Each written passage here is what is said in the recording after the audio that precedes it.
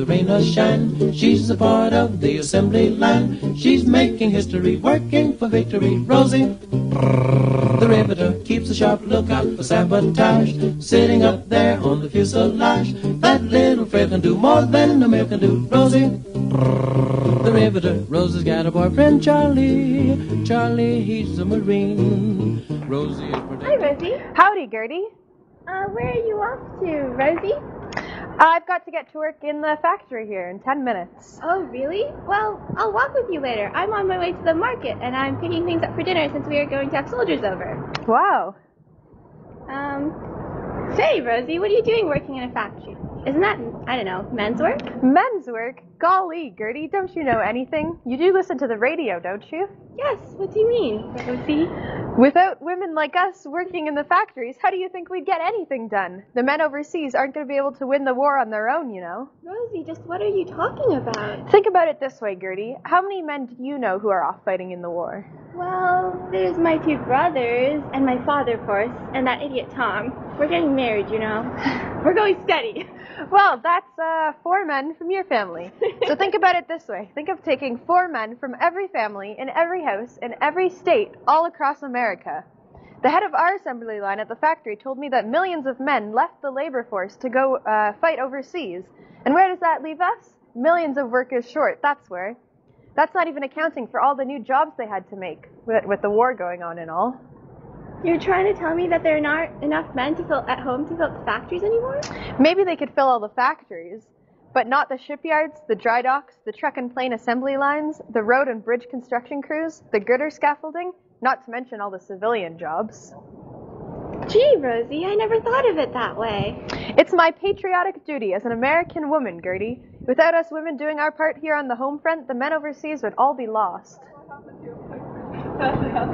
Gosh, Rosie, I never thought that way at all. Maybe I should take a job in one of the factories, too. I just can't stop thinking about that idiot Tom, all alone, all the way across that big giant sea. Although, I don't know if he'd like the thought of little old me in a job in a big old factory like this one.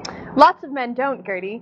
But that's not stopping me. I like my job here at the factory, and even though a lot of people are saying that we're taking jobs away from unemployed men, the fact of the matter is that there aren't enough men to go around anymore. I guess it's only temporary, right? That's what my mother says, at least. That as soon as this war is over, all of us women will be back where we belong. Well, we'll see about that. Say, Gertie, did you really mean it, what you said before about taking a job in the factory? Oh, yes. Sure, Rosie. Do you think we'll make an awful lot of money? No, actually, we make quite a bit less than men, only about a third of what they make. I'm really here because it's my patriotic duty as an American woman. And say, if you've got a bit of time, why don't you come in with me? Maybe we can talk to the head of the assembly line and see if he's got anything for you to do. Gee, Rosie, that sounds swell. See, Gertie, this is what I do here. I'm a riveter. I rivet steel together, and it'll go towards making a whole airplane. Well, hello there, ladies. Mind if I interrupt your chatter for a moment? My name is John Cameron, and I'm a photographer for the United Press International, sent here on a special mission from the War Advertising Council. Do you have a moment to spare? Well, sure. What can we do for you, Mr. Cameron? Please, call me John. I'm here today to take some pictures for the Women in War Jobs campaign. Could I trouble you for a quick shoot? Won't be more than 10 minutes, I promise you that. Well, sure, why not? What can I do for you, Mr. John? Oh, just keep doing what you're doing. That was perfect. I'll get the shot when I see it. Why'd they send you all the way out here, Mr. Cameron? What do you need pictures for anyhow? Well, we're doing a big cross-American campaign to recruit women to the workforce. This is important stuff for you to be thinking about, little lady, seeing as you're a woman yourself. See, Gertie, this is what I was trying to tell you before. All of this here, all these women being here, it's an important step towards getting women like us the same rights as men. You know, I get a lot of funny looks when people see me coming to work in the factory, but the more people like John here get our stories across, the more acceptable it'll be for women to be in the workplace. In fact, I bet you that most women will even want to start getting up and going out to work. And it's not just here. Did you know, Gertie, that close to 350,000 women have joined the armed services in the Army's Women's Service branch? Right now, there are women working in the Women's Army Corps, the Navy's Women Accepted for Volunteer Emergency Services program, and the Women's Air Force Service Pilots program. These are some of the first women ever to be able to fly our military aircraft, and with their help, we're going to win this war. The aviation industry's got the biggest increase in women workers so far. Right now, our workforce is 65% women, whereas before the war started, it was only 1%. Golly, Rosie, that's sweet.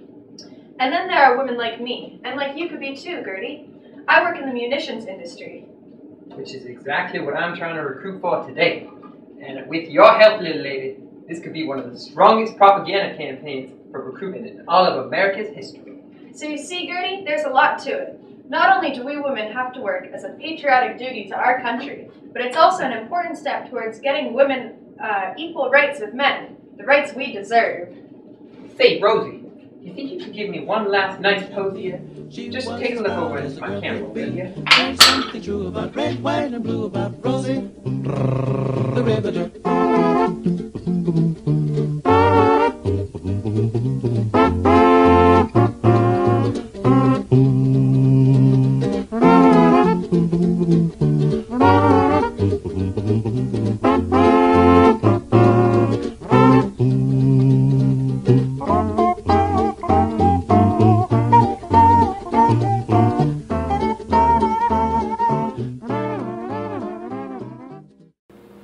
Dear Betty Crocker, I need your advice. You see, my wife has gone and kept a job at the munitions plant, and well, since I just got home from the war and I haven't got a job to go back to, the cooking here has been left entirely to me.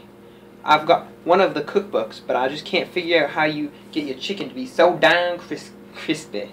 Could you let me in on your secrets? All the best to you, Frank.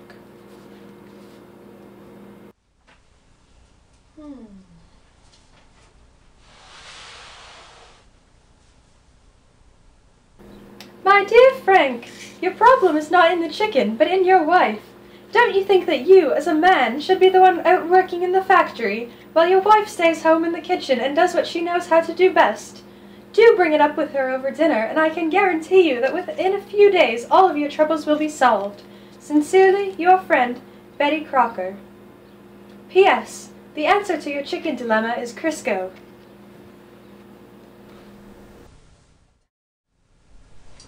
There, a few edits and that'll do perfectly. Now, I wonder what's next. More baking questions? Advice about satisfying the husband? What hairstyle is in this season? Never fear, housewives of America. Your voice is being heard. Betty Crocker is here.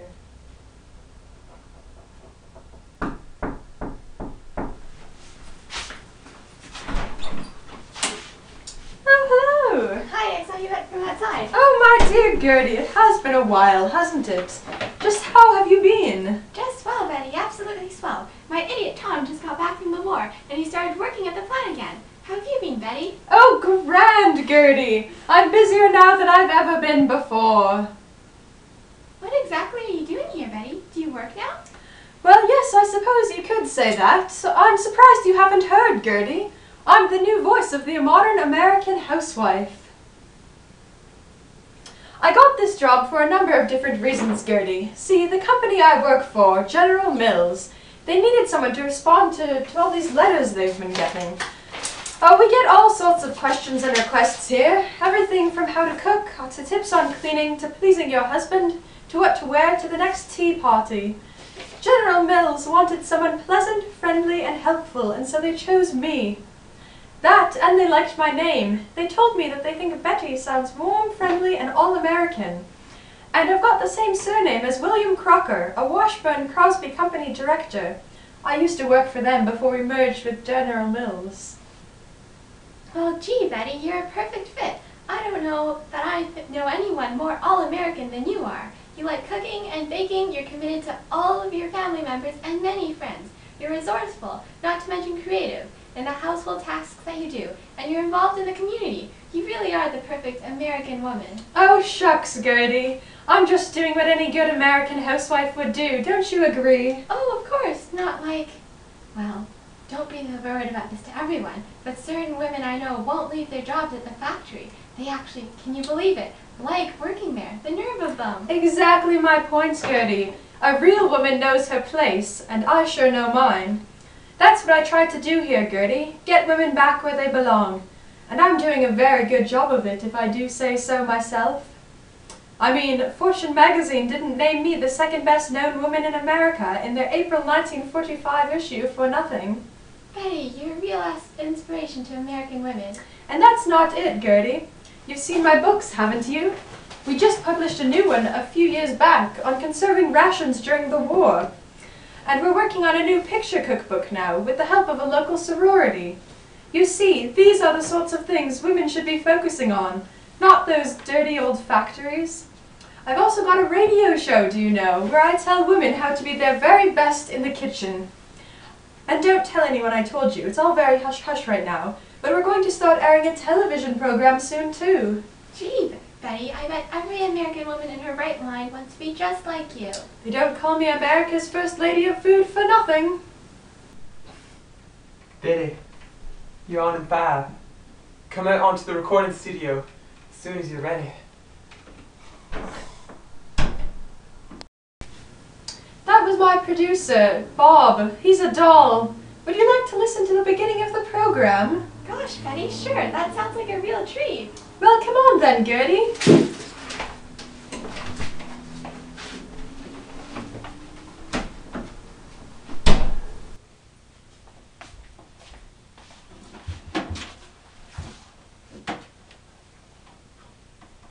And 5, 4, 3.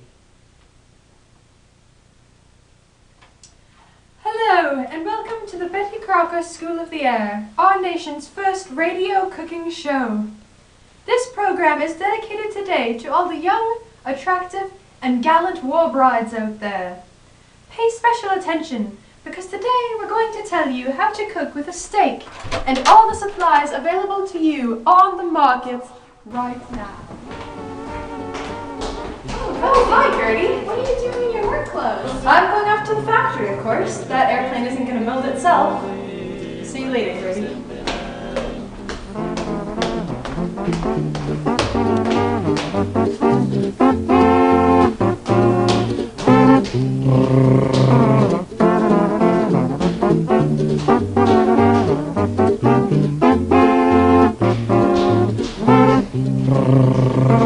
Bubble day, bubble dee dee leave it on that day. Reebit boy, reebit boy, reebit.